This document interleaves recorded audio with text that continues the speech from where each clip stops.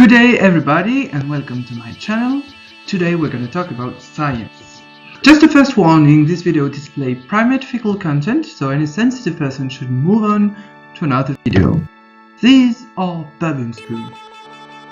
I've been collecting pictures of them for some months while I was living in South Africa, and each time I was surprised by the various colors, shapes and orders. And as I was looking around, I was thinking at all these persons that I know that follow the life of their backyard, that observe pigeons, shelters in the streets and buildings of our cities, and I was thinking that perhaps what if science was also a bit of all that? Citizen science is a clear bridge in the closer image of what is a scientist, and we often take it as a new phenomena helped by websites and social networks. However, historically, many naturalists and self-funded investigators, let's say, were doing science. Actually, anyone can learn from their observation of close-by natural organisms. It is only since researchers has become full-time workers that we define this citizen science in opposition to what they are doing. Moreover, humans didn't wait the recent organization of science to build knowledge about nature. And in that regard, researchers did not always recognize this knowledge as a valuable one comparatively to what they are doing. So is scientist a shitty job? Maybe, depending on what you're studying, but science shouldn't be only a product of scientists. Talking about the image of science, let's talk about the next part, which is treating that topic.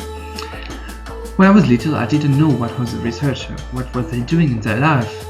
I met once a distant cousin. He was a researcher, and I was surprised. He wasn't the chemistry nerd with glasses, Ellen layers, and potions, but he rather had a fishing hat and a big smile.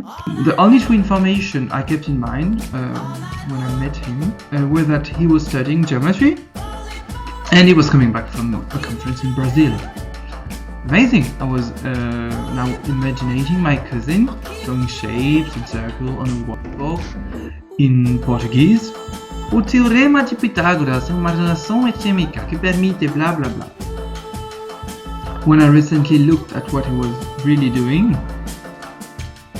I understand why he didn't precise more than geometry. The question I asked him at this time was what if researchers search their whole life without finding anything? If I don't remember his answer, I guess what I think now is that building knowledge is more about the work achieved to understand something, whatever the outcome or the finding. A finding, but what really is a finding? This complex question is an ongoing research question, actually. What makes a finding is the most complex finding to be found. Okay, let's take it slowly. A finding, first, what is it? Let's say it's to prove something. How to prove something true or something wrong, and is it easier now to prove something wrong? It's a common question. So I'm currently reading a lot about krill, this 6 centimeter long shrimp living in Antarctica. It's feeding on phytoplankton and it's eaten by whales, seals, penguins and fish. And it seems to me that from just being able to observe an animal like krill, we can prove true many things, as its shape or its predators.